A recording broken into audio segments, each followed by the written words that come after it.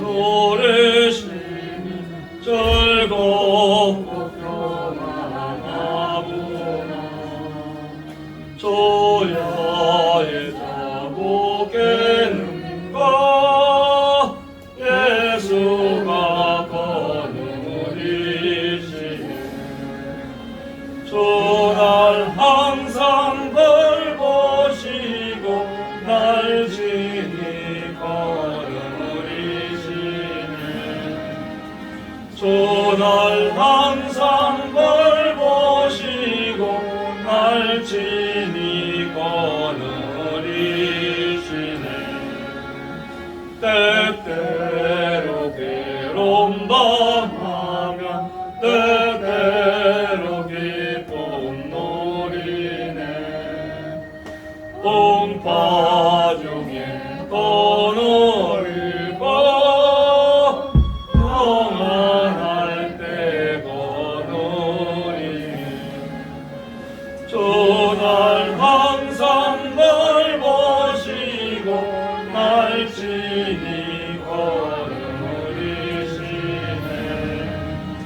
주날 항상 날 보시고 날 지니 거느리시네. 내 주의 손을 붙잡고 천국에 올라가겠네. 괴로우나 즐거우나 예수가 거느리시네.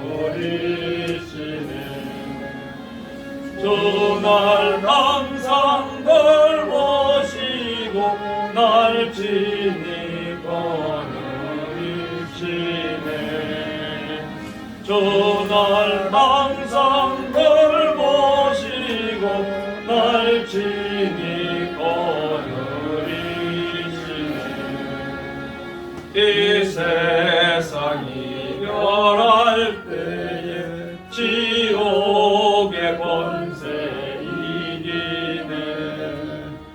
천국에 있을 때에도 예수가 거느리시네. 주날 항상 돌보시고 날 지니 거느리시네. 주날 항상 돌보시고 날 지니 거느리시네. 아멘.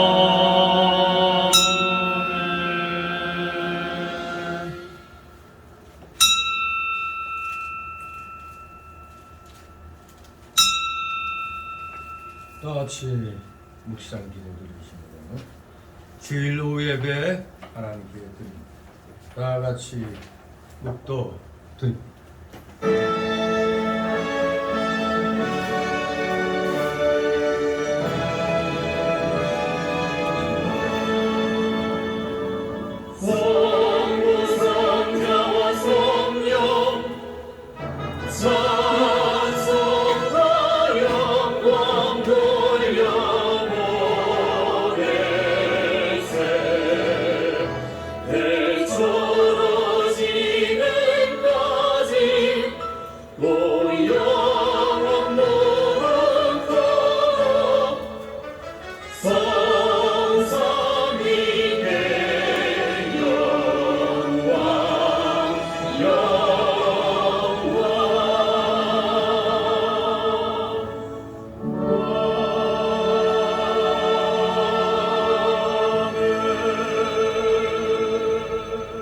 대저 의인의 길은 여호와께서 인정하시나 악인의 길은 말이로다. 다같이 사도신경으로 신앙 고백 함께 드립니다. 전능하사 천지를 만드신 하나님 아버지를 내가 믿사오며 그의 아들 우리 주 예수 그리스도를 믿사오니 이는 성령으로 잉태하사 동정녀에게 나시고 본디오 빌라도에게 고난을 받으사 십자가의 못 박혀 죽으시고 장사한지 사흘 만에 죽은 자 가운데서 다시 살아나시며 하늘에 오르사 전능하신 하나님 우편에 앉아 계시다가 저리로서 사는 자와 죽은 자를 심판하러 오시리라. 성령을 믿사오며 거룩한 공예와 성도가 서로 교통하는 것과 죄를 사하여 주시는 것과 몸이 다시 사는 것과 영원히 사는 것을 믿사옵나이다. 아멘. 다 같이 찬송가 480장 부르신 후 이 시간 후에 이용성 목사님 기도 인도하십니다. 480장.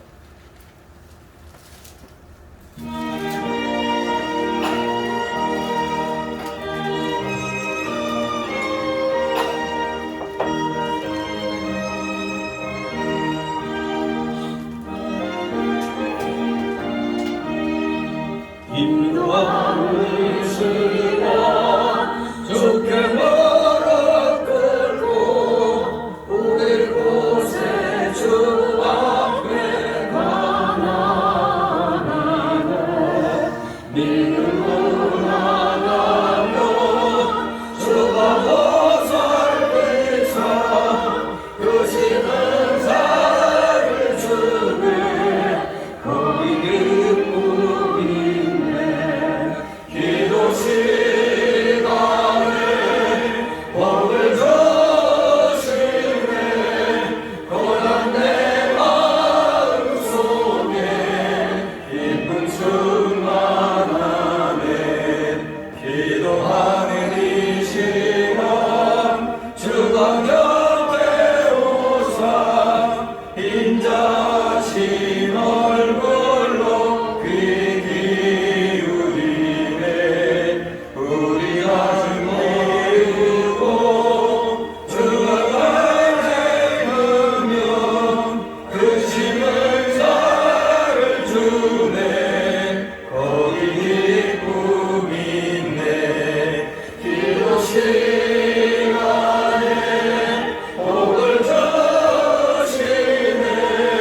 고난 내 마음 속에 기쁨 충만하네.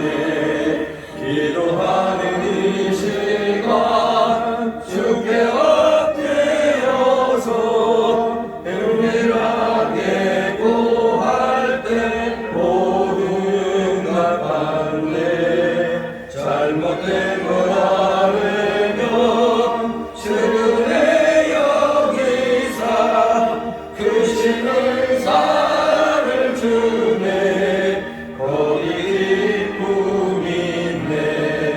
기도 시간에 복을 주시네. 고난 내 마음 속에 기쁨 충만하네.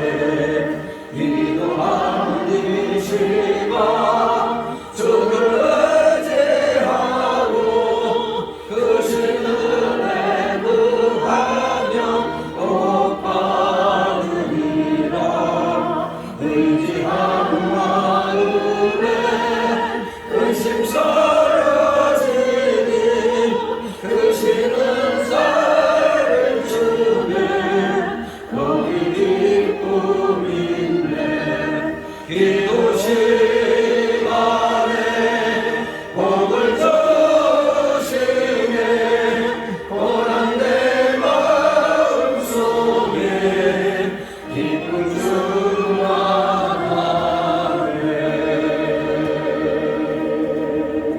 아멘.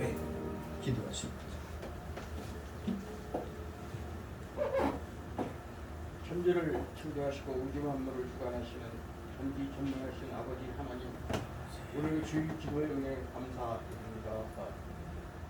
올해도 벌써 한 달이 지나면 반년이 지나갑니다. 정권도 바뀌고 코로나도 약세로 접어들고 주위의 흐름이 안정세로 접어드는 분위기입니다. 그동안 저는 주님을 위하여 무엇을 행하였는지, 올바른 신앙 생활을 지켜왔는지 반성하고 회개의 시간을 가져봅니다. 인간으로 태어나 제 눈에 들보는 안 보고 남의 눈에 티끌만 기방하는 그런 세태 속에서 신앙의 힘으로 산다는 것이 얼마나 큰 축복이고 행복인지 곱씹어 주님의 은혜를 헤아려 봅니다. 이제는 정부나 국가를 탓하지도 또 누구도 탓하지도 말고 오롯이 주님의 백성으로 주님의 말씀대로 주님의 뜻 가운데서 살아가는 것이 인간으로서 태어난 숙명이라 생각합니다. 시간은 흐르고 사는 날까지 주님의 백성으로 부끄럽지 않게 살으려 노력해야 합니다. 저만의 생각이 아닌 모든 기독교인들의 마음이 한결같기를 간절히 기도합니다. 성교회 성도님들 주님의 큰 사랑으로 이끌어 주시고 늘 함께 하시어 충만한 은혜 받기를 소원합니다. 주님의 말씀을 전하시는 한결같은 목사님에게도 육신의 강건함과 말씀의 축복의 은사를 주셔서 듣는 저희에게 성령의 충만함과 믿음의 은혜로 선택받은 백성들이 되게 하여 주시기를 간구합니다. 마치는 시간까지 모든 영광 홀로 받으시옵시고 이 모든 간절한 소원의 기도 우리를 죄악에서 구원하여 주신 우리 주 예수 그리스도의 이름으로 간절히 기도드리옵나이다. 아멘. 네, 감사합니다. 오후 시간 함께 은혜 나눌 말씀 오전에 이어서 사무엘하 7장 12절에서 29절까지의 말씀을 같이 교대로 읽도록 하겠습니다. 사무엘하 7장 12절부터입니다. 제가 먼저 읽습니다. 네 수완이 차서 네 조상들과 함께 잘 때에 내가 네 몸에서 날 자식을 네 뒤에 세워 그 나라를 경고케 하리라. 저는 내 이름을 위하여 집을 건축할 것이요 나는 그 나라를 영원히 높게 하리라. 나는 그 아비가 되고 그는 내 아들이 되리니 저가 만일 죄를 범하면 내가 사람 막대기와 인생 채찍으로 징리하려니와 내가 네 앞에서 피한 사울에게 내 연초를 피한 것 같이 그들에게도 피하지 아니하리라. 네 집과 네 나라가 내 앞에서 영원히 보존되고 네 위가 영원히 경고하리라 하셨다 하라. 나라니 이 모든 말씀과 이 모든 묵시대로 다윗에게 보았냐. 다윗 왕이 여호와 앞에 들어가 앉아서 가로되 주 여호와여 나는 누구오며 내 집은 무엇이간데 나로 위에 이르게 하셨나이까. 주 여호와께서 그것을 오히려 적게 여기시고 또 종의 집에 영웅이 이를 말씀하실 뿐 아니라 주 여호와여 인간의 그대로 하시느니라. 저 여호와는 종을 아시오니 다윗이 다시 주께 무슨 말씀을 하오리까. 주의 말씀을 인하여 주의 뜻대로 이 모든 긍휼을 행하사 주의 종에게 이르게 하셨나이다. 여호와 하나님이여 이러므로 주는 광대하시니 이는 우리 귀로 들은 대로는 주와 같은 이가 없고 주 외에는 참신이 없음이니이다. 땅에 나라가 주의 백성 이스라엘과 같으니까 하나님이 가서 구속하사 자기 백성을 삼아 주의 명성을 내시며 저희를 위하여 긍휼을 주의 땅을 위하여 부르는데 애국과 열국과 수원에게 구속하신 백성 앞에서 행하시며 주께서 주의 백성 이스라엘을 세우사 영원히 주의 백성을 삼으셨사오니 여호와여 주께서 저희 하나님이 되셨나이다. 여호와 하나님이여 이제 주의 종과 종의 집에 대하여 말씀하신 것을 영원히 확실케 하시며 말씀하시려고 사람으로 영원히 주의 이름을 높여 이르기를 만군의 여호와는 이스라엘의 하나님이라 하게 하옵시며 주의 종 다윗의 집으로 주 앞에 경고하게 하옵소서. 만군의 여호와 이스라엘 하나님이여 주의 종에게 하게 하여 주시기를 내가 너를 위하여 주를 섬기라 하심으로 주의 종이 이 주로 구하려 하시겠나이다. 주 여호와의 오직 주는 하나님이시며 말씀이 참되시니이다. 주께서 이 좁은 곳으로 종에게 허락하셨사오니 이제 정권내 종의 집에 복을 주사 주 앞에 영원히 있게 하옵소서. 주 여호와께서 말씀하셨사오니 주의 은혜로 종의 집이 영원히 복을 받게 하옵소서 하니라. 아멘. 네. 오전에 이어서 12절부터 29절까지 봅니다. 언약의 그 체결의 내용이 이제 4절부터 소개됐는데 오전 시간에는 11절까지 하면서 하나님이 다윗을 존귀케 해주시겠다고 약속하신 것을 이제 보게 됩니다. 지금 이제 여기 12절부터 두 단락으로 나눠서 살펴보면 12절에서 17절까지 다윗 언약에 내포된 영적 의미, 두 번째 단락으로 18절, 29절 언약에 대한 다윗의 감사기도, 이렇게 두 단락으로 오전에 이어서 살펴보도록 합니다. 먼저 첫 번째 단락으로 12절, 17절 다윗 언약에 내포된 영적 의미. 여기 보니까 하나님께서는 솔로몬이 성전을 건축할 것과 나라를 경고케 할 것을 언약하고 있습니다. 우리 위대한 이 다윗의 언약은 다음과 같은 영적 의미를 내포하고 있는데, 첫째는 12절에 보니 메시아의 인성을 말씀하고 있습니다. 메시아는 육체적인 면에서 다윗의 자손으로 오신다고 마태복음 1장 1절에 또 로마서 1장 3절에 말씀하고 있습니다. 여기 본문에서는 12절에 메시아의 인성을 분명히 말씀하고 있습니다. 내가 네 몸에서 날 자식을 네 뒤에 세운다고 그랬어요. 내가 네 몸에서 날 자식, 메시아의 그 인성입니다. 두 번째로 메시아의 신성을 이 다윗 언약에서 찾을 수가 있습니다. 14절 말씀 보면 바로 메시아의 그 신성이 나타납니다. 나는 그 아비가 되고 그는 내 아들이 되리니. 메시아는 참인간인 동시에 하나님의 아들, 즉 하나님으로서 임하실 것임을 14절에서 말씀하고 있습니다. 그리고 다윗 언약은 세 번째로 성육신의 의미를 가르쳐주고 있습니다. 성육신의 의미, 그건 13절에 나오죠. 13절에 바로 성육신의 의미를 말씀하고 있는 겁니다. 저는 내 이름을 알려 집을 건축할 것이요 나는 그 나라 위를 영원히 경고케 하리라. 즉 성전은 하나님 임재의 극치였습니다. 하나님 임재의 극치. 그리고 네 번째로 다윗 언약의 영적 의미는 영원한 왕국을 13절 하반절과 16절에서 말씀하고 있습니다. 다윗 왕국으로 예표된 메시아의 왕국은 영원할 것임을 말씀했습니다. 다섯 번째로 영적인 의미는 은총의 왕국을 내포하고 있습니다. 다윗 언약은 은총의 왕국임을 내포하고 있는데 바로 15절을 통해서 메시아 왕국은 인간의 노력이나 공로가 아닌 하나님의 은총만이 지배하는 나라가 될 것이며 인간의 범죄로 인하여 몰락하는 불완전한 나라가 아님을 분명히 말씀하고 있습니다. 진실로 내가 네 앞에서 피한 사울에게서 네 은총을 빼앗은 것 같이 그에게서는 빼앗지 아니하리라.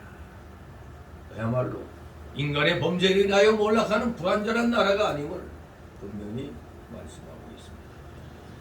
이렇게 12절, 17절을 통해서 다윗 언약에 내포된 그 영적 의미를 정리해봤는데 이제 본문을 찾아봅니다. 12절, 13절 같이 있습니다. 네 수완이 차서 네 조상들과 함께 잘 때에 내가 네 몸에서 날 자식은 네 뒤에 세워 그 나라를 경고케 하리라.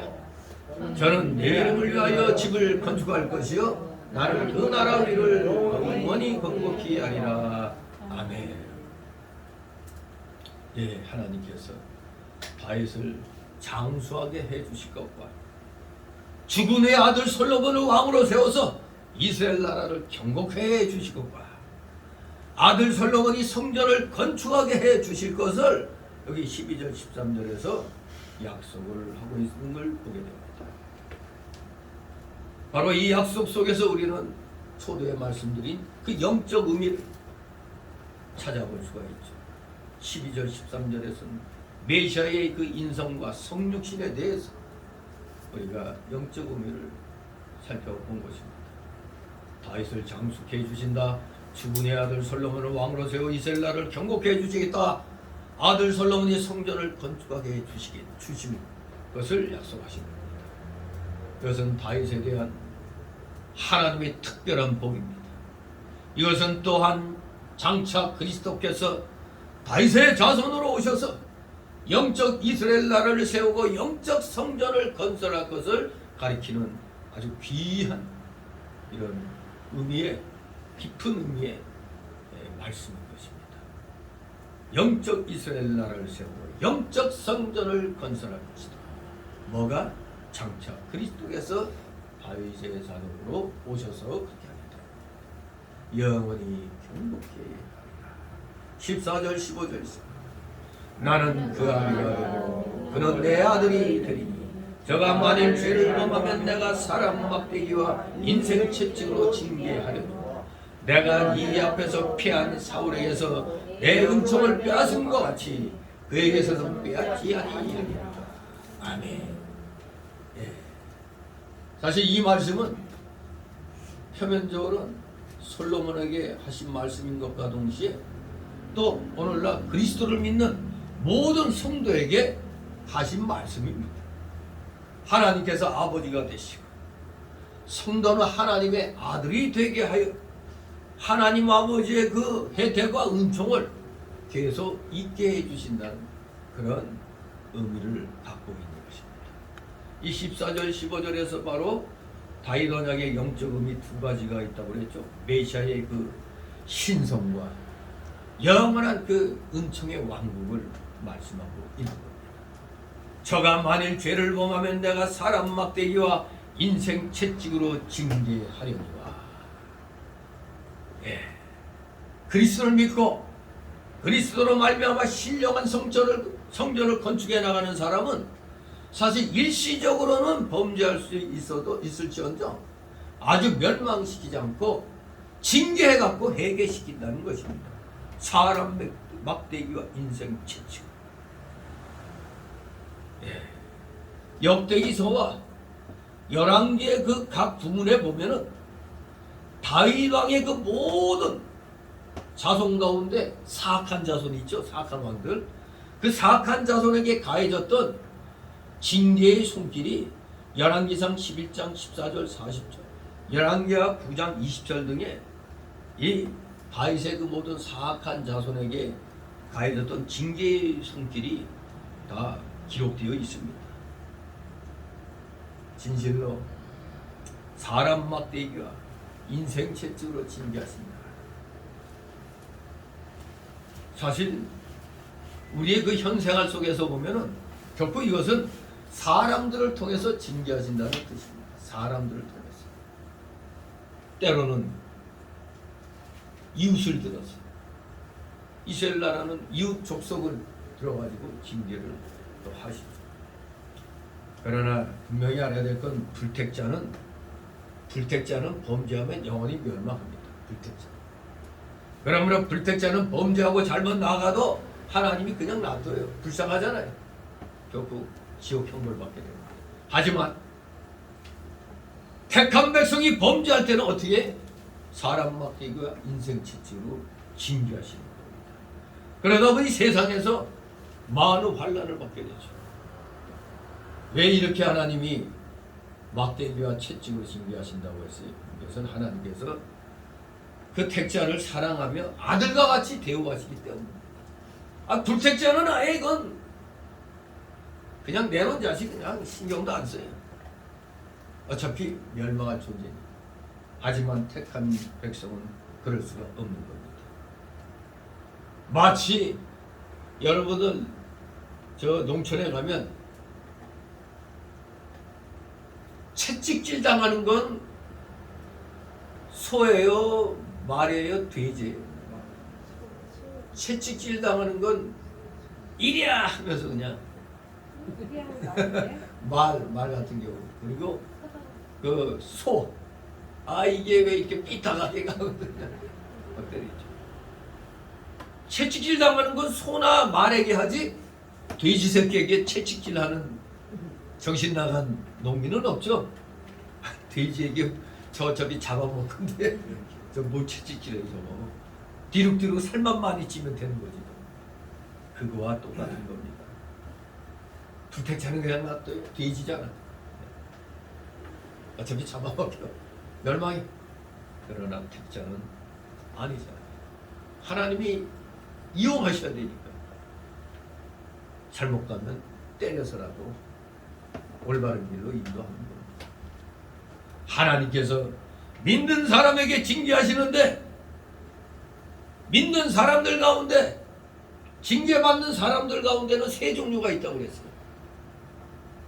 여러분은 어떤 종류에 속합니까? 징계받는 경우 첫째는 환난이나 징계 없이 잘 나가다가 세상 떠날 때 한꺼번에 징계받는 사람. 이거 괜찮은 거예요? 사는 날 동안 징계 없이 아이고 편하게 살아. 근데 세상 떠날 때 한꺼번에 받아버려요. 네. 두 번째는 어떤 사람이 있느냐? 이따금씩 징계로. 이따금씩 생각날 때마다. 어때요? 여기 속합니까? 세 번째, 날마다 징계받고 아침마다 징계받는 사람이 있다고 시편 73장 14절에 있죠. 여러분들 이 세 번째 부류는 아이고 못 살겠다 하겠죠. 하나님 너무하십니다 할 거 아니에요. 날마다 징계받고 아침마다 징계받아. 이거 살 수가 있나? 일반 보통 신자는 사실 이따금씩 징계받죠. 네? 몇 달이나 몇 년 가다가 한 번씩 그렇게 잊을만 할 때 징계하십니다.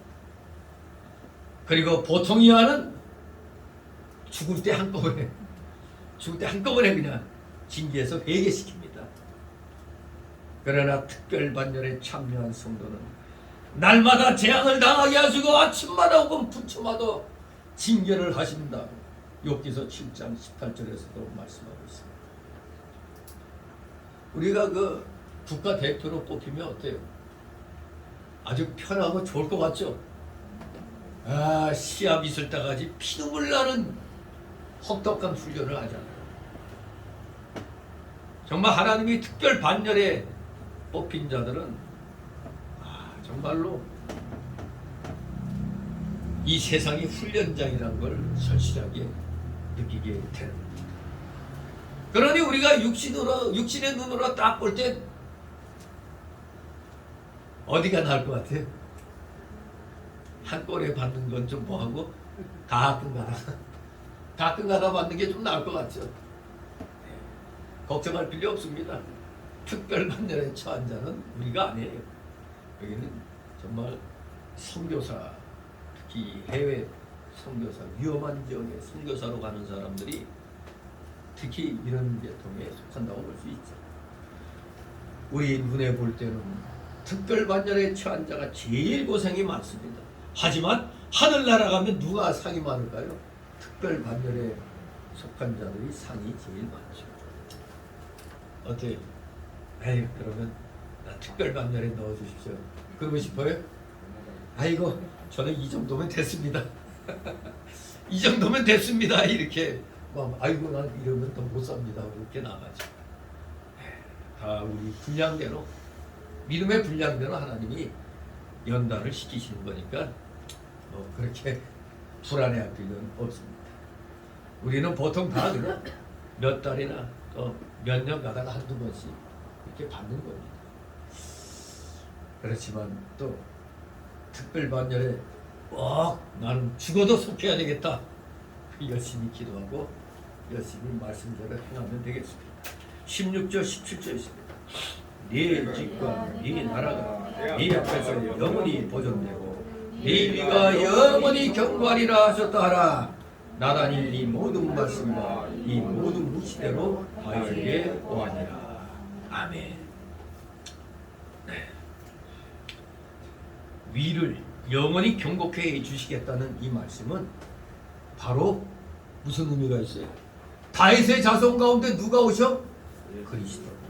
그리스도가 오셔서 그리스도의 나라와 그 왕권이 영원히 계승케 될 것을 여기에서 암시해주고 있는 것입니다.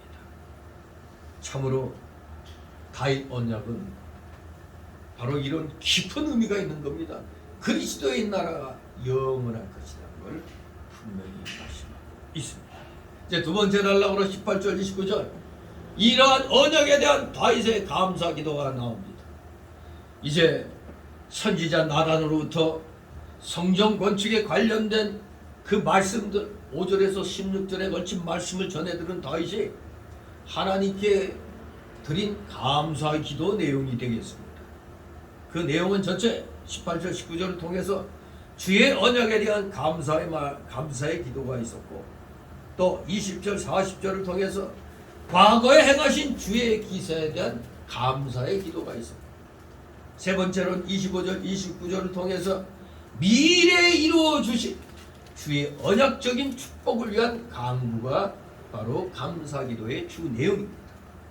다윗은 자기의 영혼이 거절되었음에도 전혀 불평하지 않고 오히려 하나님께 감사의 기도를 드림으로써 신성한 언약의 당사자다운 신앙적인 면모를 우리에게 보여주고 있습니다.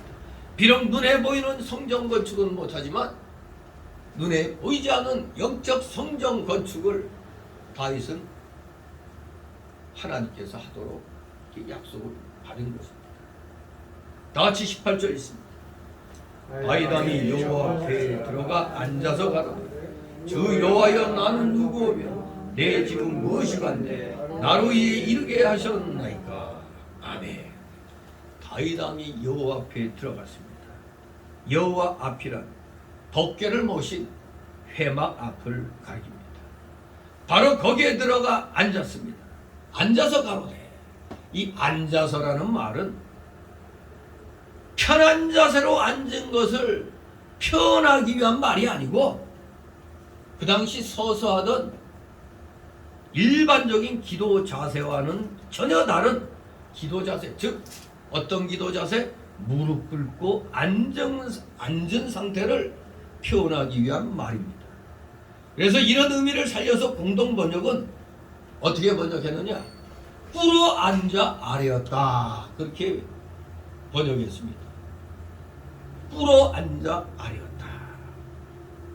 그렇습니다. 다윗이 여호와 앞에 들어가 앉은 것은 그저 뭔말 하나님 앞에 앉은 것이 아니라 심령이 영적 세계를 찾아서 하나님을 발견하고 무릎 꿇고 하나님께 말한 것을 가리키는 겁니다. 우리도 신령한 세계에 들어가 하나님 앞에 앉아 무릎 꿇고 기도하기를 힘써야 하겠습니다. 나는 누구오며 내 집은 무엇이간데 나로 이르게 하셨나이까. 다윗이 자기 집은 하나님 앞에 보잘것없으며 자기는 비천한 자요 약한 자요 아무것도 할 수 없는 자임을 깨닫고 하나님이 자기에게 베풀어 주신 큰 은혜에 감사하는 기도를 하는 것입니다. 나는 누구오며 내 집은 무엇이간데 나로 이르게 하셨나이까. 우리가 잘 아는 그 사사기 6장 15절에 기드온이 기도한 내용이 있죠. 주여 내가 무엇으로 이스라엘을 구원하리까. 보소서 나의 집은 므낫세 중에 극히 약하고 나는 내 아비 집에서 제일 작은 자이니이다. 이렇게 기드온이 기도한 내용과 비슷하죠. 나는 누구 내 집은 무엇이간데 나로 이르게 하였나이까.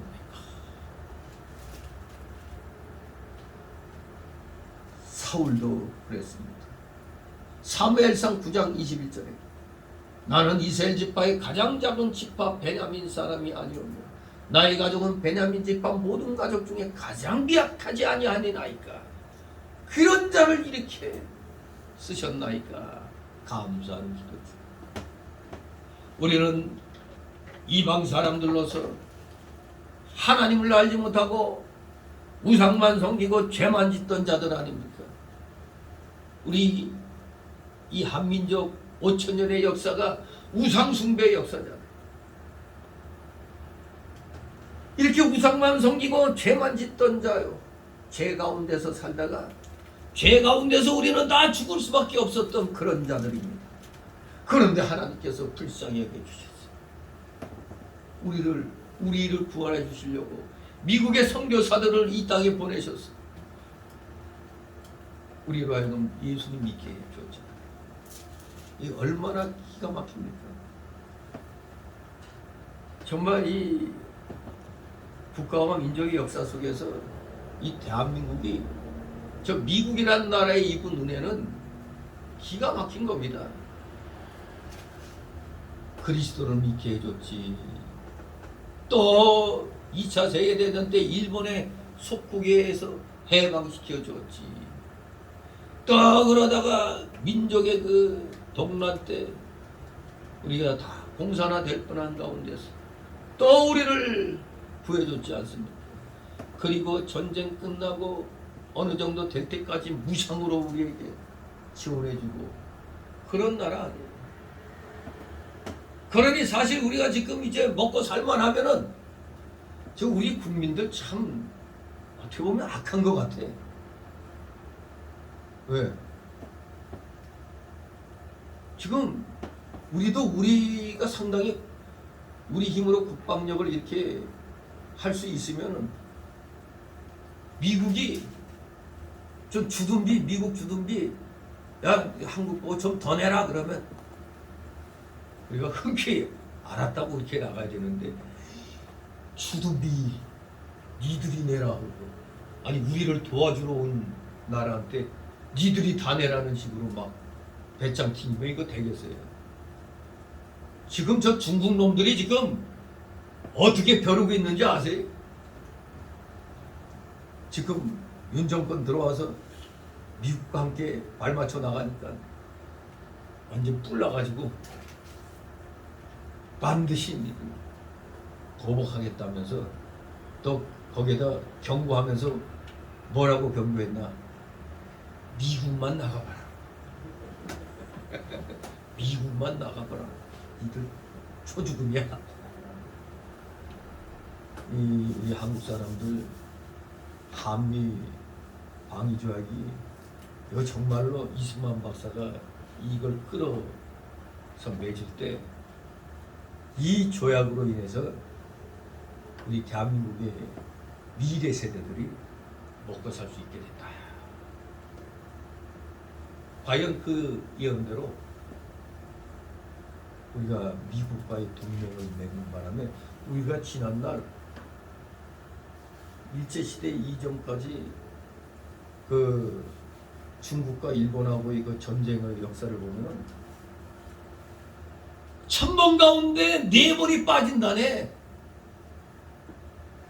전쟁한 게 힘이 없으니까 당하는 거예요. 996번을 전쟁했는데 주로 누구냐? 중국. 일본하고 몇 번 안 돼. 뭐 임진왜란 뭐 그게 제일 크겠지. 임진왜란하고 저 1905년부터 1910년도 한일합방 되기까지. 그야말로 지금 우리 민족은 지금 우리 또 조사를 해보더니 국민들 대부분이 한미 방위 조약에 대해서 절대적으로 다 지지하고 있어요. 대부분의 국민들. 근데 요 한 줌도 안 되는 저 좌파놈들이 분탕질 치고 있는 거예요. 정말로 우리 감사해야 됩니다. 정말로 우리가 너무나 이 죄 가운데서 예수님을 몰랐더라면 우리는 그냥 불쌍하게 그냥 세계에서 꼴찌 민족으로 처참한 생활을 했을 겁니다. 근데 하나님 미국의 선교사들을 보내주셔가지고 그리고 거기다가 또 현대사에서는 미국이 우리나라와 방위조약을 맺고 우리를 지켜주었으니 이거 지금 똑바로 알아야 됩니다. 이거 무슨 감성적으로 이 다룰 일이 아니에요. 우리 한국 사람은 감성적인 접근을 많이 하려고 그래요. 이 국제관계는 이성적으로 해야 돼요. 국제관계는 이성적으로 바로 해야 됩니다. 미국이 주둔하고 있기 때문에 외국 자본들이 투자하는 겁니다. 미국이 떠나면 지금 안 그래도 이 5년 동안에 이 쓰레기 같은 이놈들 때문에 얼마나 많이 떠나고 이번에 사실 보면은 윤 정권으로서는 좀 마음이 쓰릴 거예요. 왜? 아니 삼성, 현대 뭐 거의 미국에 1000조를 투자하겠다고? 이게 우리 국내에 투자됐으면 어떨까요? 일자리가 팍팍 늘어나고 이게 우리 국내에 투자돼야 되는데 좀 아쉬운 일이죠. 하지만 미국과의 관계가 다시 살아난다는 건 좋은 일이죠. 외국 사람들이 볼 때 여러분 이 대한민국에서 제일 안전한 곳이 어딜까요? 제주도? 부산? 어디? 서울? 울릉도? 대한민국에서 제일 안전한 곳은 평택입니다.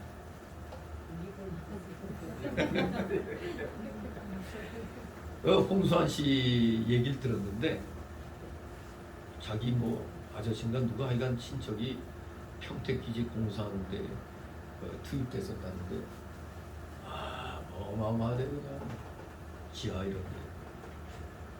그리고 중국 놈들은 감히 미국 먼저 저 죽으려고 저것들 뭐 대만에 신고한다고 뭐 항공망 띄고 막 그랬지만 저거 다 종이배에 종이배. 미국이 볼 때는 한심한 거야 한심해. 참으로 세계 최강의 나라가 이 나라와 방위조약을 맺었기 때문에 우리가 공격받으면 무조건 참전하게 돼 있는 겁니다. 무조건. 여기에 또 그냥 영국, 프랑스, 호주, 뭐 인도 이렇게 또 일본 이렇게 맺으면 지금 우리 한미일이 다시 복원되고 있어서 일본은 우리의 적국이 아닙니다. 적국이 아니에요. 같은 민주체제, 자유민주 체제를 수호하고 있는 그런 나라예요. 근데 일본까지 이제 우리를 지금 저 문정권 때는 그냥 완전히 그냥 반일 감정으로 일본에 그냥 큰 소리 빵빵 치면서 뒤로는 주십시오 이러고 저놈들이 그랬잖아요. 아무튼 우리 하나님의 은혜로 외국 나라가 우리나라를 도와주고 있는 이 상황, 이건 진짜 은혜인 것입니다. 우리 만약 미국과의 동맹이 없었으면 우리나라 또 어떻게 공격당하고 먹혔는지 몰라요. 정말로 감사할 줄 알아야 돼요.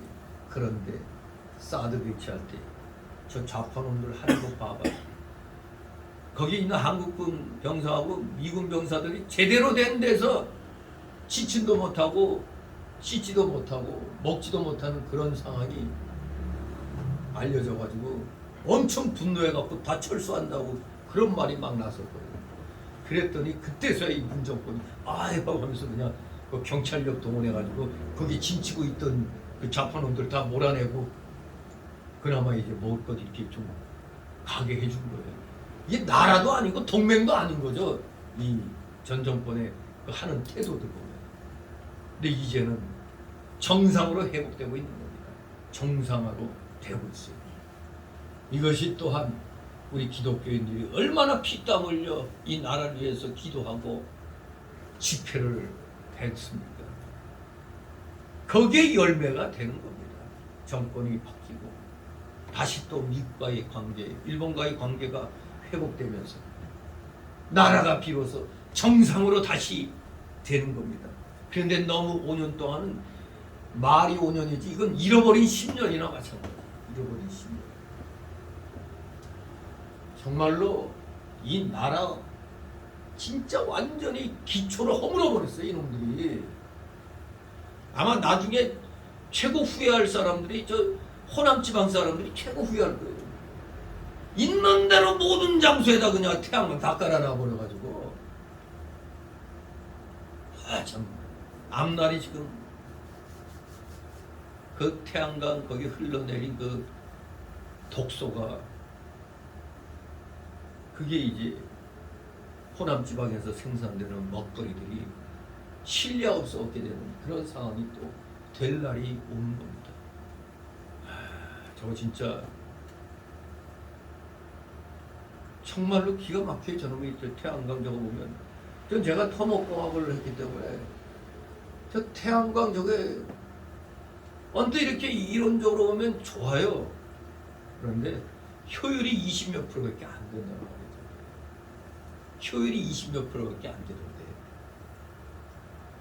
이제 한전도 적자인데 저거 어떻게 사주겠어 저 전기. 아무튼 우리가 진짜 잃어버린 5년이 아닌 잃어버린 10년을 지금 다시 이제 되찾고 정상화시키는데 여자 인간의 노력만으로 되는 게 아닙니다. 우리 국민들의 그 삐뚤어진 마음을 우리 하나님께서 이걸 바로 세워주도록 기도해야 돼요. 우리 기독교인들이 앞장서 가지고 잘못된 이 세상의 흐름에 대해서 회개하고 우리 기독교인들이 세상에 대하여 잘못된 행동을 한 것이 있으면 철저히 하나님께 회개해야 됩니다. 그래야 하나님께서 기뻐하시면서 이 나라에게 복을 주시는 겁니다. 그래 그동안 니들이 잘못했으니까 그걸 아는구나. 그걸 회개하니까 내가 이제 바르게 다시 만들어주마 하면 이제 하나님이 간섭하시면 되는 겁니다. 되는 거예요. 하나님의 간섭이 떠나면 망하는 거지만 이제 다시 정상화로 지금 가고 있다는 것은 하나님이 살아 역사하셔서 우리 죽은 것 같았던 기독교인들 가운데 소수가 깨어 기도하고 싸우면서 노력하는 것을 보셨기에 하나님이 이렇게 정상화의 길로 지금 열어주시고 있다고 그렇게 좋은 징조가 지금 보이고 있는 겁니다. 절대 저 중국 놈들에게 쫄 거 없습니다. 저거. 그 전에는 뭐 안 그랬나? 그 예전엔 우리나라 저 군부 출신 대통령들이 할 때는 미국이 항상 이 색안경 꼈대요. 왜냐하면 육사 12기인가 저 사람들이 저 육사 그 전두환 그때부터 그때 그 육사 출신들은 워낙 이 국가감과 이 애국심이 뛰어나가지고 그래서 김일성이가 겁먹고 전두환을 죽이려고 아웅산에 죽이려고 한 것도 그런 거예요. 미국에서도 박정희 대통령 때 원자 폭탄 만들려고 막 몰래 그렇게 하다가 딱 걸렸거든요. 그냥. 아무튼 미국 몰래 절대 불가능하다고 해요. 그거 불가능하다는데 우리가 뭐 미사일 사거리도 미국에서 전에 제안해 놨던 게 달리 제안한 게 아니라 전두환 못해요 저거 저 육사 출신들 저거 여차면 이북을 공격할 수 있다.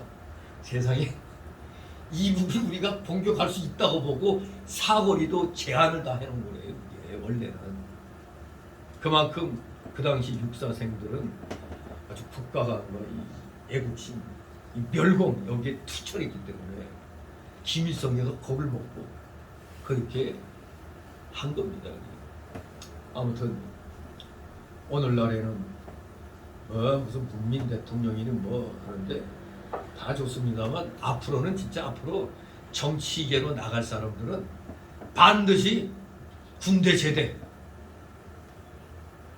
군생활 반드시 한 사람들의 안에서 정치계에 들어갈 수 있도록 해야 돼. 뭐 물론 여성은 제외지만 안 가도 여성은 이렇게 또 할 수 있지만 남자들은 첫째 조건으로 군대 갔다 왔느냐 안 와요. 미국이나 영국이나 여러분 일본 같은 경우 일본이라는 나라를 세울 때 우리 소위 사무라이들 많이 들었죠. 칼잡이. 여러분 사무라이가 무슨 쫄자들 아닙니다. 저 일본의 그 뭐 아층민들은 전쟁 못했어요. 전쟁한 자들이 소위 말하는 장교급들, 사무라이, 귀족들, 영국으로 말하는 귀족들이 사무라이들이 전쟁을 한 겁니다. 영국도 귀족 출신일수록 군대 다 그냥 무조건 다 가는 겁니다. 근데 우리나라만 위로 올라갈수록 군면제 창피한 겁니다. 이게 이러면은 나라가 미래가 없는 겁니다. 이게 마치 이게 이시조선이 왜 망했나? 맨날 입으로만 나불나불대다가 율곡의 10만 양병설도 무시하고 일본은 지금 전국 통일하고 지금 조선을 지금 노리고 있다고 해도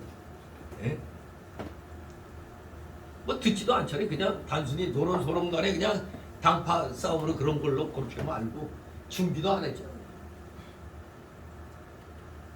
그리고 그때도 보면은 양반들 대신 또 군역을 하는 그런 것도 있었고 우리나라만 유별나게 이 군대를 안 가려고 하는 이상한 그런 풍조가 있는 거예요. 그래서 전에 박정희 대통령이 그랬대잖아요. 저거 윗자리에 있는 사람들 자녀들 다 조사해가지고 후방에 있고 뭐 한 것들 모조리 끌어서 전방으로 배치. 그렇게 한번 했다고 그러더라고요. 다 뺐어가지고 다 뺐잖아요. 다 후방으로. 오죽하면 6.25 때 총 맞아 죽을 때 뭐라고 비명 질렀다고? 빽 없어 나 죽는다. 서글픈 얘기죠. 서글픈 얘기. 영국이나 일본, 미국은 이 사회적 지위가 높은 사람들이 자녀들이 다 군대 가는데 말이에요. 근데 물론 우리나라를 부러워한 사람 있죠. 싱가포르 이광용가 그 사람은 우리나라 와서 막 다 산업 식단하면서 있다가 자기가 제일 보고 싶은 게 제일 보고 싶고 부러운 게 있다고 뭐요 그랬더니 대한민국 국민들이 남자들 다 군대 간다는 거. 군대 간다는 게 그렇게 부럽더라고요. 왜냐면 싱가포르는 도시국가잖아요 이게. 거기도 그 지키려니까 군대를 그 양성해야 되는데 말레이시아에서 교관들이 오고 뭐 해가지고 이렇게 좀 했는데 그야말로 오합지. 그러면서 자기를 호위하는 이 병사들 보니까 이거 외국 군대야. 이래갖고 내가 언제 납치될지 모르겠다. 뭐 그런 위험을 느꼈대. 우리나라 와서 모든 그 장정들이 군대 간다는 거에 그게 제일 부럽다라는 거예요. 제일 부럽다. 우리 정말 대한민국이 오늘날 세계에서 그래도 난다 긴다 하는 나라 중에 하나가 됐어요. 지금 그냥 윤 정권 들어와서 또 뭐 좀 별로 속은 별로 기쁜 건 아니지만 뭐 박찬욱이가 뭐 칸 영화제에서 감독상 받고 저 송강호가 나무주연상 받았다고 그렇더라고요. 근데 저 좌파라 난 기분 나쁜데 그래도 뭐 대한민국이라 이름 걸고 나가서 상 받으니까 뭐 좋다고 보고 진짜 기쁜 건 손흥민이가 그 EPL에서 그 유럽 그 리그에서 어떤 최다 득점상인가 그거 받았죠. 아무튼 이렇게 국민 한 사람 한 사람이 국격을 높일 때 사실 우리의 그 잃어버린 5년, 그 잃어버린 10년에 가까운 거 5년이지만 10년치 날아간 거랑 똑같아요. 그야말로 국가의 기틀이 지금 다 무너진 거예요. 지금 세상에 국방장관이라는 놈이 이북에서 막 뭐 쏴대도 뭐라고 말도 못하고 이게 나라에 이게 그냥 지금 아예 싹가리 하고 있죠. 지금 싹 물갈이다죠. 군인이 군인다워야지. 적이 주적 개념이 없는 군인이 군인입니까? 그게 주적 개념이 없는데 우리 하나님께서는 정말 이 민족이 죄 가운데 살다가 그냥 죄로 퍽싹 망할 수밖에 없고 아예 지구상에서 이 나라가 없어질 수 있는 나라인데 선교사들 통해서 복음이 들어오고 이 복음으로 말미암아 하나님의 귀한 택한 자들이 구원받고 그들이 깨어서 이 전국을 복음화시키고 있습니다. 이것이 오늘날 우리에게서 가장 큰 힘인 것입니다. 너무나 많은 은혜를 우리 이 대한민국이 받고 있습니다. 정말 끔찍합니다. 이게 만약 기독교가 안 들어왔으면 우리는 너무너무 비참한 그런 나라가 됐을 겁니다. 하나님의 은혜입니다. 하나님의 은혜가 차고 넘치는 나라가 전 세계에서 다 잘 살고 거의 잘 사는 그룹에 기독교 나라들이 다 있잖아요. 거의 다. 기독교가 들어가야 자유민주주의 체제가 활기를 피니까 그런 겁니다. 진실로 우리 하나님이 이 민족을 구속해 주셔서 하나님 아들로 삼으시고 너무나 많은 혜택을 베풀어 주신 데 대해서 우리 대한민국 국민들은 감사해야 됩니다. 진실로 감사하시기 바랍니다. 19절 21절 있습니다. 주 여호와여 주께서 이것을 오히려 적게 여기시고 또 종의 집에 영구히 이를 말씀하실 뿐 아니라 주 여호와여 인간의 규례대로 하셨나이다. 주 여호와는 종을 낳으시오니 다시 주께 무슨 말씀을 하오리까? 주의 말씀을 인하여 주의 뜻대로 이 모든 큰 일을 행하사 주의 종에게 알게 하셨나이다. 아멘. 다윗의 왕통이 영구히 계승하게 된 데 대해서 다윗이 감사하고 있습니다. 바로 그리스도의 왕국, 영원한 나라에 대한 감사이기도 합니다. 주 여호와여 인간의 규례대로 하셨나이다. 즉, 이 말은 주 여호와여 이것이 어찌 인간의 규례일까? 라는 말이죠. 하나님께서 다윗에게 언약해 주신 큰 복과 은혜는 인생의 규례대로 된 것이 아니라는 그런 뜻입니다. 인간의 규례대로는 그 은혜와 복을 만한 자격이 없는데 하나님께서 인생의 규례를 초월해서 풍성하게 주신 일에 대해서 지금 다윗이 감격에 넘쳐 감사드리는 기도입니다. 참으로 우리도 날마다 감사에 넘치는 기도를 해야 되는데 우리의 이 옛사람의 속성은 감사하다가도 아이고 하나님 하면서 그냥 내 어려움 아뢰기 바쁘죠. 하지만 어려움을 아뢰기보다 먼저 하나님께 감사하는 기도를 우리가 더 많이 해야 되겠습니다. 그게 바로 하나님 나라와 의를 먼저 구하는 겁니다. 하나님이 베풀어 주신 은혜를 세워보라고 그랬잖아요. 세워보라고. 근데 세워보진 않고 맨날 불평불만 하잖아요. 세워보니까 아이고 내가 이럴 때 하나님이 또 도와주셔서 위기를 넘겼구나. 그걸 감사하면서 이번에도 이 위기를 넘기게 해주옵소서. 그렇게 해야지 그냥 맨 입만 열면 아이고 살려주세요 이러면 되겠습니까? 감사하면서 먼저 감사하면서 우리 하나님께 여러 가지 기도를 해야 되겠습니다. 22절 24절 있습니다. 여호와 하나님이여 이름으로 주는 장대하시니 이는 우리 귀로 들은 대로는 주와 같은 이가 없고 주 외에는 참신이 없음이니이다.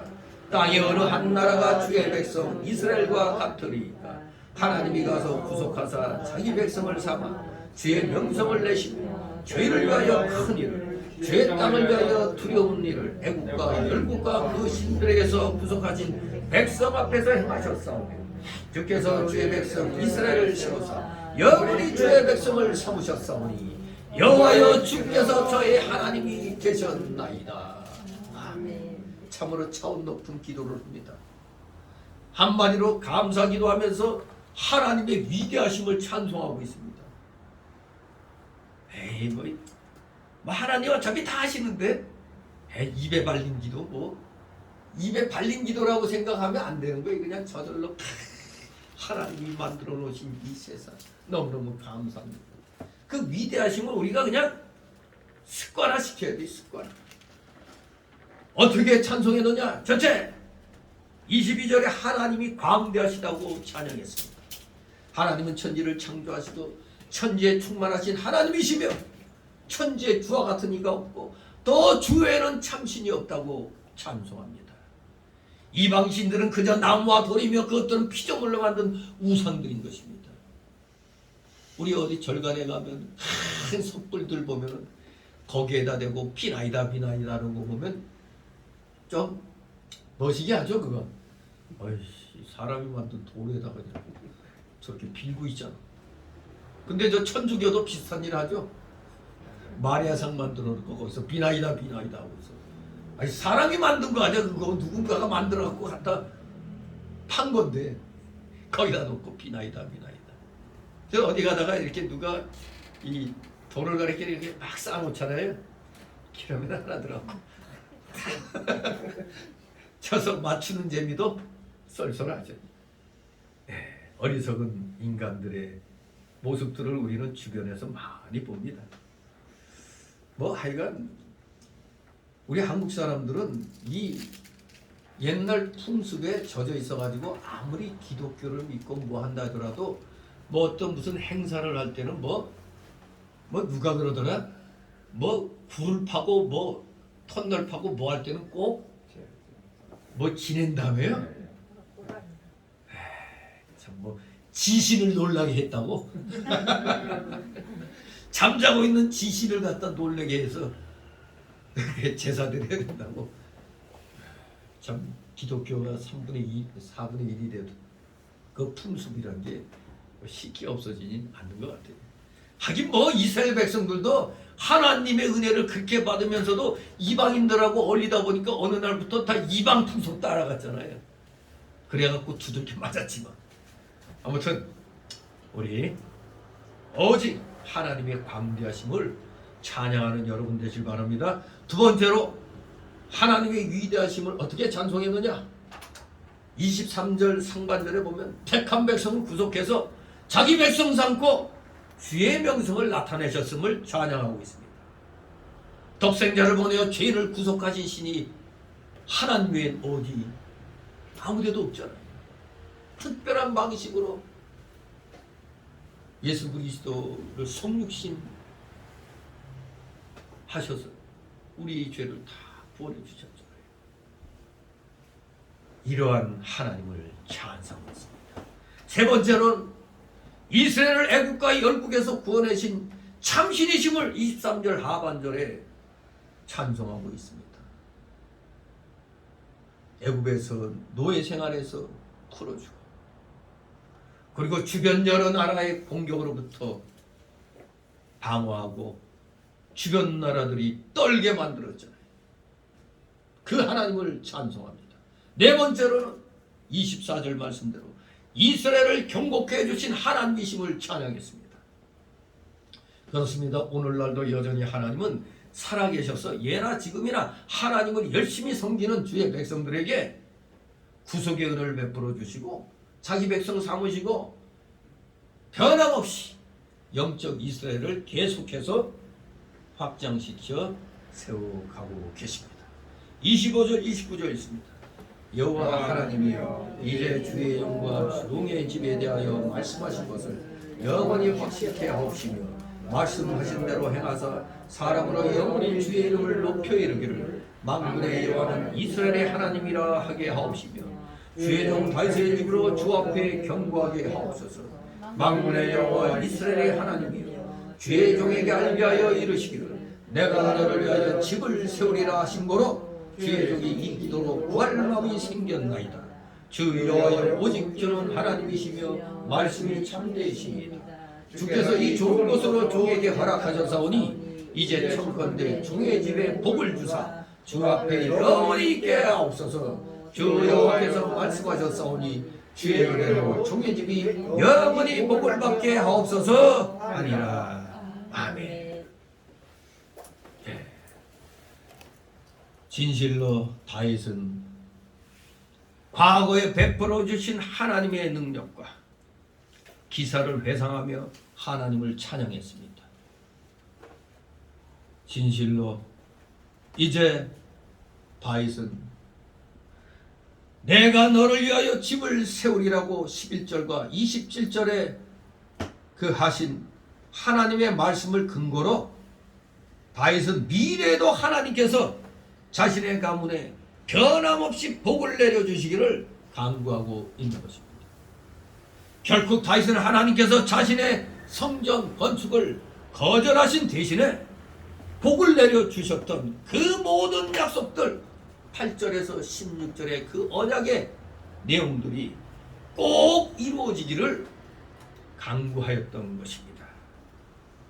그것을 요약하면 첫째 25절에 하나님께서 자기에게 언약하신 말씀을 그대로 다 이루어 주옵소서. 그대로 다 약속하신 대로 이루어 주옵소서. 이것은 하나님께서 허락하신 말씀이 그대로 이루어질 것을 확신하고 하는 기도입니다. 하나님께서 우리에게 허락하신 말씀 곧 구속의 은혜와 신령한 복과 예수님의 재림과 천년왕국과 영원한 천국 등이 반드시 이루어진다는 것을 여러분들은 확신하시기 바랍니다. 말씀대로 이루어지리라. 두 번째로 무엇을 간구했습니까? 26절 상반절 보니까 주의 이름이 높아지게 해달라는 것입니다. 주의 이름. 주의 이름이 높아져야 하나님의 영광 받으시고 모든 백성이 하나님을 경외하게 되고 하나님의 주시는 복을 받게 되는 것입니다. 아버지 이름이 높아지면 아들의 이름은 따라서 높아집니다. 우리가 이 대한민국에서 높임 받으려면 우리 기독교가 세상 사람들에 의하여 인정받으면 기독교인은 다르다. 기독교인은 진짜 양심적이다. 저절로 이제 높아지는 겁니다. 우리 기독교가 거국적으로 국민들에게 인정받으면 우리 기독교인들은 따라서 다 그냥 높아지는 겁니다. 아들의 이름은 그냥 높아지는 거예요. 따라서 주기도문의 아버지 이름이 거룩히 여김을 받게 해달라는 말과 같은 것입니다. 여기에서 이 다윗의 집은 단지 혈통적인 다윗의 가문만을 말하는 게 아닙니다. 장차 그리스도가 다윗의 자손 가운데 오셔서 신령한 이스라엘 나라를 세워 그 나라가 영원히 경복해 될 것을 가리키는 겁니다. 세 번째로 강구했던 것은 29절 상반절에 주 앞에 영원히 있게 해달라는 겁니다. 영원히 있게 해달라. 주 앞에 영원히 있게 해달라. 주 앞에서 사는 것이 우리 기독교인들에게 있어서는 가장 큰 복입니다. 오늘도 주님 앞에서, 내일도 주님 앞에서, 나의 모든 생활 속이 주님 앞에서 다 이루어져야 되는 것입니다. 우리 코람데오 사상 가지고 늘 주님 앞에서 우리는 살겠다고, 살아야 된다고 우리 스스로 다짐하고 결심해야 되겠습니다. 왜? 그게 가장 큰 복이니까. 마지막 네 번째로 다윗이 꼭 이루어지기를 간구했던 것은 29절 하반절에 주의 은혜로 영원히 복을 받게 해달라는 것이었습니다. 이것은 주의 은혜가 자기 집에서 영원히 떠나지 않게 해달라는 겁니다. 여러분도 기도하시 바랍니다. 우리 집이, 여러분 가정이 주님의 은혜가 우리 가정에서 영원히 떠나지 않게 없어서 우리도 이렇게 간절히 기도해야 됩니다. 우리 가정에서 하나님의 은혜가 떠나지 않게 없어서. 좀 차원이 있죠. 그냥 맨날 뭐 해달라고 하는 것보다 하나님 은혜가 우리 가정에서 떠나지 않게 해달라. 성도는 이렇게 항상 주님의 은혜 가운데서 살아야 하는 것입니다. 항상 주 은혜 가운데서. 마치 이것은 물고기가 물을 떠나면 살 수 없는 것처럼 우리 모두 하나님의 은혜의 물속에서 우리는 나같이 살아야 되겠습니다. 그러면 저절로 우리가 이 세상에서 필요한 것들은 그 위에 더하여 주신다고 마태복음 6장 33절에서 말씀하셨죠. 항상 하나님 말씀을 사모하며 하나님 앞에서 살려고 노력하는 것, 그게 먼저 하나님 나라와 우리를 구하는 자세인 것입니다. 이것이 바로 되면 여러분들에게 필요한 모든 것들은 때를 따라서 하나님이 하나씩 하나씩 이루어 주실 줄 믿고, 이제 오늘부터라도 기도할 때 하나님의 은혜가 우리 집에서, 우리 가정에서 떠나지 않게 해달라고 날마다 기도하시는 여러분 되시기를 주님의 이름으로 축원합니다. 기도합니다. 거룩하신 하나님 아버지, 은혜를 감사드립니다. 사랑하시는 자녀들, 다윗의 이 감사 기도를 본받아서 우리도 하나님의 위대하심과 그 광대하심을 날마다 찬양케 하여 주옵소서.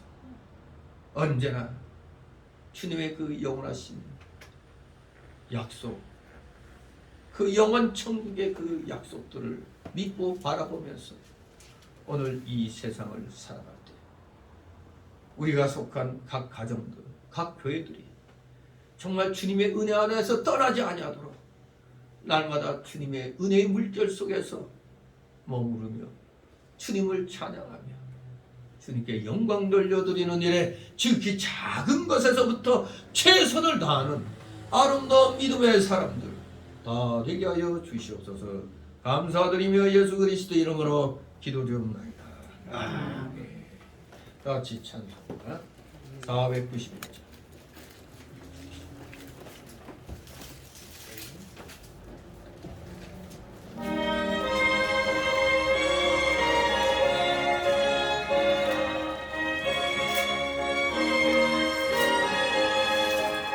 귀하신 주님에게 계시니 나 주 안에 늘 기쁘다. 그대가 내게 씻으셨으니 나 주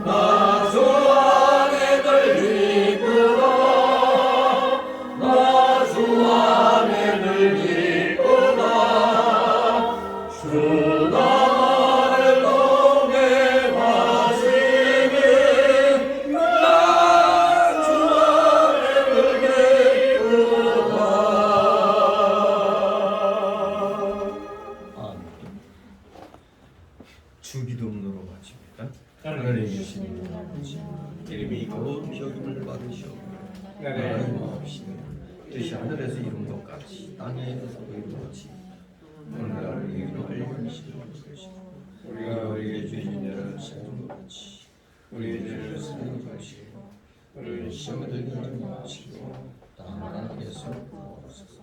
내게 나라와 권세와 영광이 아버지께 영원히 있사옵나이다. 아멘.